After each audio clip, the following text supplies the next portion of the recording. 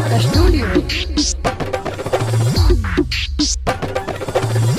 केना राखे छौ भतार बोले बोले गे जान बोले बोले गे जान केना राखे छौ भतार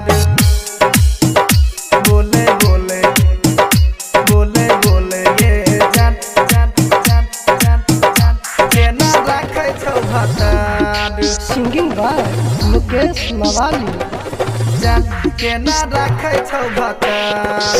ससुरा तू चल गेली ससुरा तू चल गेली भूल के हमर प्यार बोले बोले गे जान बोले बोले गे जान केना राखे छौ भतार बोले बोले गे जान केना राखे छौ भतार ससुरा तू चल गेली ससुरा तू चल गेली भूल के हमर प्यार बोले बोले गे जान बोले बोले गे जान केना राखे छौ भतार बोले बोले गे जान केना राखे छौ भतार बोले बोले गे जान बोले बोले गे जान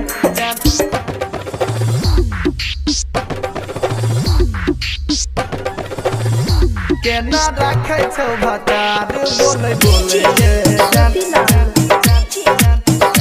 बोले बोले गे जान केना राखे छौ भतार बोले बोले बोले बोले गे जान हे गे दिन भर हमरे संग में रहे छली दीजी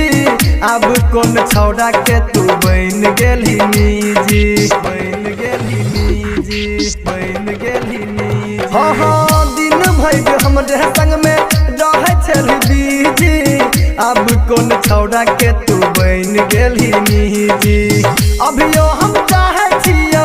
अभियो हम चाहे छियो कर रही छियो प्यार बोले बोले गे जान बोले बोले गे जान केना राखे छौ भतार बोले बोले गे जान कोना राखे छौ भतार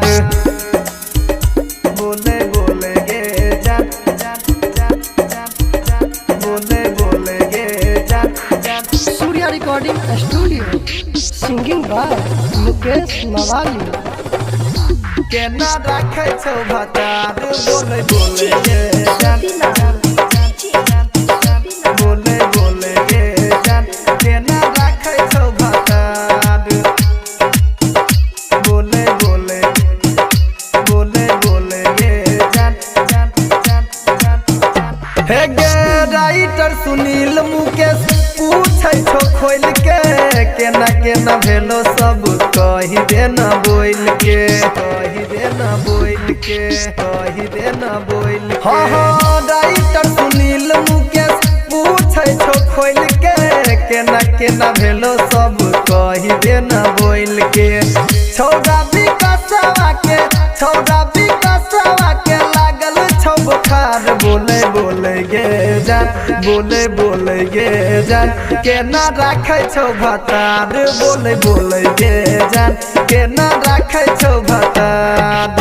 ससुरा तू चल गेली ससुरा तू चल गेली भूल के हमर प्यार बोले बोले गे जान बोले बोले गे जान केना राखे छौ भतार बोले बोले गे जान केना राखे छौ भतार कह देना।